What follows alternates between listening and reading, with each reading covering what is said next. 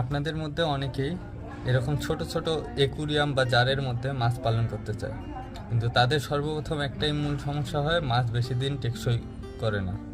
এর মূল দুইটা কারণ: পানির কোয়ালিটি খারাপ হয়ে যায় আর মাছের সিলেকশনটা কিন্তু এখানে খুব গুরুত্বপূর্ণ।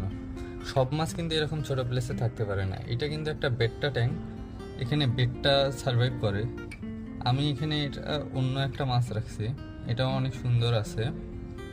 সো মাছটাকে আগে বুঝতে হবে যে কোন মাছটা রাখা যাবে, কোন মাছটা রাখা যাবে না।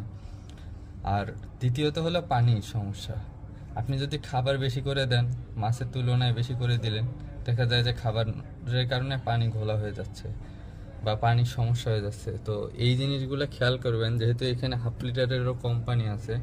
সো এত কোম্পানিতে মাছ রাখতে গেলে পানিতে যদি সমস্যা হয়, মাছ কিন্তু সার্ভাইভ করবে না। সো এগুলো বুঝে শুনে আপনি যদি একটা মাছ রাখতে পারেন, তাহলে কিন্তু বেশ অনেক সময় ধরে বাঁচিয়ে রাখা সম্ভব। আর সাথে আমি এই যে এখানে দেখেন কিছু লাকি ব্যাম্বুর প্লান্ট দিয়ে দিছি। এটা লাকি ব্যাম্বুগুলো দেওয়ার আমার প্রায় 1-1.5 বছর হয়ে যাচ্ছে। এখানেই ছোট ছোট করে গ্রোথ করতেছে। যেহেতু এখানে মিডিয়া নেই, তাই গ্রোথ এখানে অনেক স্লো। নিচে দেখেন অনেক পরিমাণে রুট আছে। আর এই মাছটাও প্রায় এখানে আনার 1 মাস হয়ে যাচ্ছে। 1 মাসে আলহামদুলিল্লাহ অনেক ভালো সার্ভাইভ করে যাচ্ছে। তো এরকম সুন্দর সুন্দর ভিডিও পাইতে চাইলে আমার চ্যানেলে সাবস্ক্রাইব করে থাকতে পারেন।